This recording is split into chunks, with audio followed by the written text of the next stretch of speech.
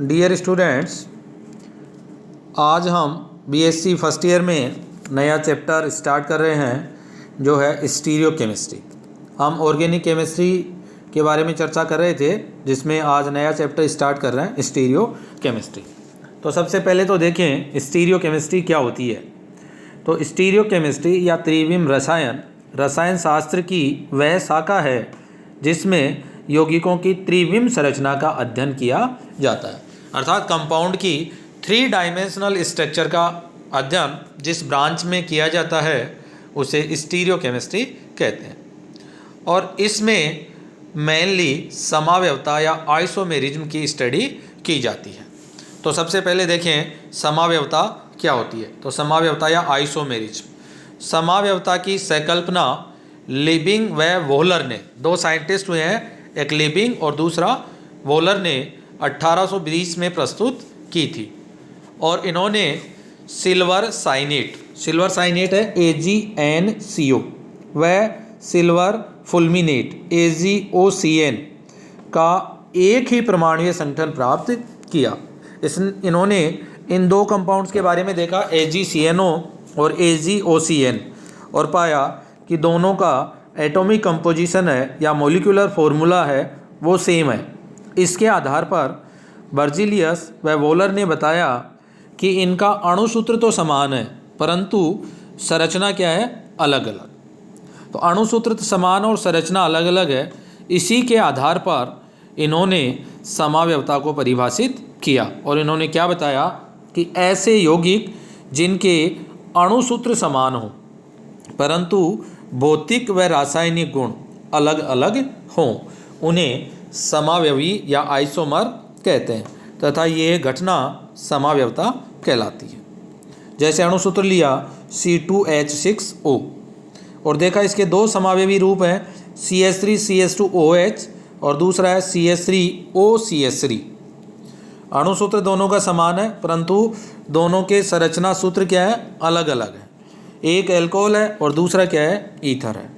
अतः इन दोनों के भौतिक व रासायनिक गुण अलग अलग होते हैं। तो इस आधार पर आइसोमेरिज्म की परिभाषा दी गई। आगे है टाइप ऑफ आइसोमेरिज्म या समावयवता के प्रकार। तो देखो समावयवता के प्रकार के लिए एक चार्ट के रूप में इसको एक्सप्लेन किया गया है। तो देखो समावयवता मुख्यतः 2 प्रकार की होती है। एक संरचनात्मक स्ट्रक्चरल आइसोमेरिज्म, दूसरी है त्रिविम समावयवता या स्टीरियो आइसोमेरिज्म। उसके बाद संरचनात्मक समावयवता आगे चलकर 5 प्रकार की हो जाती है। श्रृंखला समावयवता, स्थिति समावयवता, क्रियात्मक समूह समावयवता, मध्यावयवता और चलावयवता। इसी तरह से फिर स्टीरियो आइसोमेरिज्म 2 प्रकार में डिवाइड होती है, कन्फर्मेशनल स्वरूपीय समावयवता, विन्यासी या कन्फ्यूग्रेशनल समावयवता। फिर कन्फ्यूग्रेशनल 2 प्रकार की है, प्रकाशिक और ज्यामितीय। इस तरह से समावयवता को अलग अलग रूपों में क्लासिफाइड किया जाता है और इनके बारे में इस चैप्टर में हम डिटेल से स्टडी करेंगे। तो समावयवता में सबसे फर्स्ट लेते हैं हम संरचनात्मक समावयवता। तो देखो संरचनात्मक समावयवता क्या होगी, ऐसे यौगिक जिनके अणुसूत्र समान हो परंतु आणविक संरचना में अंतर हो। अणुसूत्र तो समान हो परंतु मॉलिक्यूलर स्ट्रक्चर में क्या हो, अंतर हो, संरचनात्मक समावयवी कहलाते हैं और इस घटना को संरचनात्मक समावयवता कहते हैं। नेक्स्ट है संरचना में अंतर के आधार पर कि इनकी संरचना में क्या क्या अंतर है, उस अंतर के आधार पर इसे फिर अलग अलग भागों में विभक्त किया जाता है। तो 5 प्रकार से इसको डिवाइड किया जाता है। तो 1 बाय 1 देखें। यह है श्रृंखला समावयवता या चेन आइसोमेरिज्म। देखो जैसा नाम से है, ये सब नाम से ही एक्सप्लेन हो जाते हैं। तो चेन आइसोमर, तो ऐसे समावयवी जिनमें चेन में अंतर हो। अणुसूत्र तो क्या होगा, समान हो परंतु कार्बन परमाणुओं की श्रृंखला में अंतर हो, उन्हें श्रृंखला समावयवी कहते हैं और इस घटना को श्रृंखला समावयवता कह देते हैं। तो देखो ये समावयवता संतृप्त हाइड्रोकार्बन व एल्केन द्वारा दर्शाई जाती है। संतृप्त हाइड्रोकार्बन को क्या नाम देते हैं हम, एल्केन। तो या तो संतृप्त हाइड्रोकार्बन बोले या एल्केन के द्वारा ये मुख्यतः दर्शाई जाती है। जैसे एग्जाम्पल है C4H10O के समावेवी। देखो एक तो बन गया एन ब्यूटेन, 4 कार्बन की चेन है, CH3 CH2 CH2 CH3। इसका दूसरा आइसोमर बनाया CH3 CH CH3 और CH3 आइसोब्यूटेन। तो ब्यूटेन और आइसोब्यूटेन दोनों में अणुसूत्र समान है, अर्थात कार्बन देखो 4 हाइड्रोजन 10, परंतु कार्बन श्रृंखला एन ब्यूटेन में 4 कार्बन की है और आइसोब्यूटेन में 3 कार्बन की है। इस तरह से श्रृंखला में अंतर हो वो श्रृंखला समावेवी कहलाते हैं। दूसरा एग्जाम्पल है C5H12 है। देखो इसके 3 आइसोमर बनाए, एन पेंटेन, आइसोपेंटेन और नियोपेंटेन। तीनों का अणुसूत्र क्या है? समान, परंतु चेन अलग अलग है। एन ब्यूटेन में 5 कार्बन की चेन है, आइसोपेंटेन में 4 कार्बन की, नियोपेंटेन में 3 कार्बन की चेन। इस तरह से अणुसूत्र समान हो परंतु कार्बन परमाणुओं की श्रृंखला अलग अलग हो, उन्हें हम श्रृंखला समावयवी तथा इस गुण को श्रृंखला समावयवता कहते हैं। दूसरी है स्थिति समावयवता या पोजीशन आइसोमेरिज्म। तो ऐसे यौगिक जिनमें क्रियात्मक समूह है, डबल बॉन्ड, ट्रिपल बॉन्ड या सब्स्टिट्यूएंट्स, कोई भी प्रतिस्थापी समूह है, उनकी स्थिति भिन्न भिन्न हो, स्थिति समावयवी कहलाते हैं और ये घटना स्थिति समावयवता कहलाती है। जैसे इसके एग्जाम्पल है C3H8O। इसके 2 आइसोमर बनाए CH3 CH2OH alcohol, primary alcohol, दूसरा CH3 CHOH और CH3 सेकेंडरी एल्कोहल। देखो इसमें OH की स्थिति देखें तो इसमें तो नंबरिंग करेंगे तो OH वाले कार्बन को क्या देंगे? 1 नंबर, और इसमें 1 और 2। तो OH समूह की स्थिति दोनों में क्या है? अलग अलग है। एक में 1 नंबर पर है तो दूसरे में कितने नंबर पर है? 2 नंबर पर। तो इस तरह से क्रियात्मक समूह की स्थिति दोनों में क्या है? अलग अलग। तो एक दूसरे के कौन से समूह हो गए? स्थिति समावयवी। C4H8 के समावयवी देखो इसके CH3 CH2 CH double bond CH2, 1 butene, और दूसरा एग्जाम्पल 2 ब्यूटीन। इन दोनों में डबल बॉन्ड की पोजीशन क्या है? अलग अलग।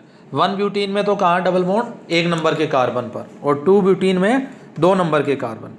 तो दोनों में डबल बॉन्ड की स्थिति चेंज हो गई है, तो ये एक दूसरे की स्थिति समावयवी कहलाते हैं। इस तरह से क्रियात्मक समूह है डबल बॉन्ड, ट्रिपल बॉन्ड या सब्स्टिट्यूएंट, सब में किसी की भी स्थिति अलग अलग हो तो वो स्थिति समावयवी कहलाते हैं। थर्ड टाइप की है क्रियात्मक समूह समावयवता या फंक्शनल ग्रुप आइसोमेरिज्म। तो ऐसे यौगिक जिनका अणुसूत्र समान हो, संरचनात्मक के ही ये प्रकार हैं।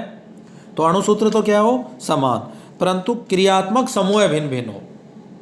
यहाँ पर क्या है? क्रियात्मक समूह अलग हो, क्रियात्मक समूह समावयवी कहलाते हैं और इस घटना को क्रियात्मक समूह समावयवता कहते हैं। तो अणुसूत्र देखेंगे और फिर देखेंगे दोनों में क्रियात्मक समूह अलग अलग आ रहे हैं तो वो क्रियात्मक समूह समावयवी कहलाते हैं। जैसे एल्कोहल व ईथर, एल्डिहाइड व कीटोन, कार्बोक्सिलिक एसिड व एस्टर, एल्कीन व साइक्लोएल्कीन आपस में एक दूसरे के क्रियात्मक समूह समावयवी होते हैं। बहुत बार एग्जाम में पूछा जाता है कि कीटोन के क्रियात्मक समूह समावयवी कौन से हैं, एल्कोहल के कौन से हैं, तो इनको ध्यान रखेंगे। जैसे इसके एग्जाम्पल हैं C2H6O। देखो इसके आइसोमर एक तो बन गया एथेनॉल CH3 CH2OH एल्कोहल, दूसरा CH3OCH3 ईथर। तो एल्कोहल और ईथर दोनों का अणुसूत्र समान है परंतु क्रियात्मक समूह क्या हो गए? अलग अलग। तो ये एक दूसरे के क्रियात्मक समूह समावयवी होते हैं। दूसरा C3H6O, इससे देखो ये एक तो बन गया एल्डिहाइड, दूसरा कीटोन। C4H8 के समावयवी 1 ब्यूटीन और साइक्लोब्यूटेन। C3H6O2 के प्रोपेनोइक एसिड और मेथिल मेथेनोइट। इसी तरह CH3O2N के CH3NO2 और CH3ONO। तो ये एक दूसरे के क्या होते हैं? क्रियात्मक समूह समावयवी होते हैं जिनमें अणुसूत्र समान हो परंतु क्रियात्मक समूह अलग अलग हो। तो देखो तीनों नाम से ही है, श्रृंखला में अंतर होगा, स्थिति समावयवता में स्थिति में अंतर हो और क्रियात्मक समूह समावयवता में क्रियात्मक समूह में अंतर हो। नेक्स्ट है मध्यावयवता। मध्यावयवता एक विशेष प्रकार की स्थिति समावयवता ही है, अर्थात ये स्थिति समावयवता का एक प्रकार है, परंतु इसको अलग से प्रकार बना दिया गया है। तो ऐसी समावयवता जिसमें द्विसंयोजी या त्रिसंयोजी, जिसकी संयोजकता 2 हो द्विसंयोजी और 3 हो वो त्रिसंयोजी, परमाणु के दोनों ओर अलग अलग एल्किल समूह उपस्थित हो, तो वो मध्यावयवता दर्शाएंगे और इस समावयवता को मध्यावयवता कहते हैं। अर्थात ऐसा क्रियात्मक समूह है जो कार्बन श्रृंखला के मध्य में स्थित हो और उसके दोनों ओर CH2 या CH3 समूह की संख्या अलग अलग हो, या बोले कार्बन परमाणु की संख्या अलग अलग हो, वो एक दूसरे के मध्यावयवी कहलाते हैं और इस समावयवता को मध्यावयवता कहते हैं।